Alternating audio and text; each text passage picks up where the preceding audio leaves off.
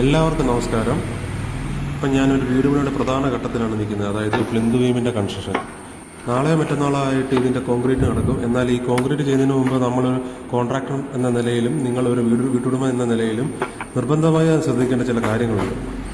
Beam വാർക്കുന്നതിന് മുമ്പ് നമ്മൾ ആദ്യം നോക്കേണ്ടത് സ്റ്റീൽ വർക്കാണ്. കമ്പികൾ തമ്മിലുള്ള അകലം, റിങ്ങുകൾ കൃത്യമായി വളച്ചിട്ടുണ്ടോ, ബീമുകൾ തമ്മിൽ ജോയിൻ്റ് ആവുന്നിടത്ത് ഡെവലപ്മെൻറ്റ് ലെന്ത്, അതായത് എൽ ബെൻഡ് ചെയ്തിട്ടുണ്ടോ എന്നൊക്കെ നമ്മൾ ശ്രദ്ധിക്കണം. അതുപോലെ തന്നെ കോൺക്രീറ്റ് ചെയ്യുമ്പോൾ കമ്പി പുറത്ത് കാണാതിരിക്കാൻ കൃത്യമായിട്ടുള്ള സ്പേസിങ് കൊടുക്കണം. അതിന് കവർ ബ്ലോക്കിങ്ങും യൂസ് ചെയ്യാവുന്നതാണ്.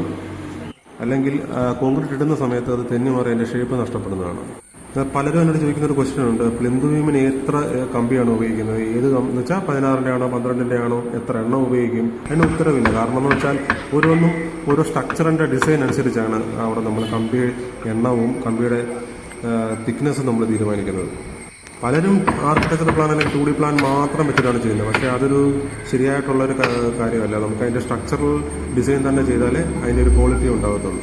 ഇതുകൊണ്ടുള്ള ഗുണം എന്താണെന്ന് അറിയാവുന്നത്, അതായത് നമ്മുടെ വീടിന് 100% സുരക്ഷ ഉറപ്പാക്കാം. രണ്ടാമത്തെ കാര്യം സാമ്പത്തികമാണ്. പ്ലാനിൽ പൈസ ചിലവായാലും നല്ലൊരു എഞ്ചിനീയറെ കണ്ട് വീടിൻ്റെ ഡിസൈൻ, സ്ട്രക്ചറൽ ഡ്രോയിങ് എന്നിവ തീർച്ചയായിട്ടും നമ്മൾ ചെയ്യുക. മാത്രമല്ല, പണി തുടങ്ങുന്നതിന് മുമ്പ് തന്നെ ഇതെല്ലാം നമുക്ക് റെഡി ആയിരിക്കണം. അത് നിങ്ങൾക്ക് ഭാവിയിൽ വലിയ നഷ്ടം ഉണ്ടാകാതിരിക്കാനും അതുപോലെ തന്നെ സ്ട്രക്ചറിൻ്റെ ബലം ഉറപ്പുവരുത്താനും സഹായിക്കുകയും ചെയ്തുള്ളൂ. പിന്നെ നിങ്ങളുടെ വീട് പണി ഇതുവരെയായി? പ്ലിന്ത് ബീം വാർക്കുമ്പോൾ നിങ്ങൾ നേരിട്ട് എന്തെങ്കിലും സംശയങ്ങളുണ്ടെങ്കിൽ തീർച്ചയായിട്ടും താഴെ കമൻറ്റ് ചെയ്യുക.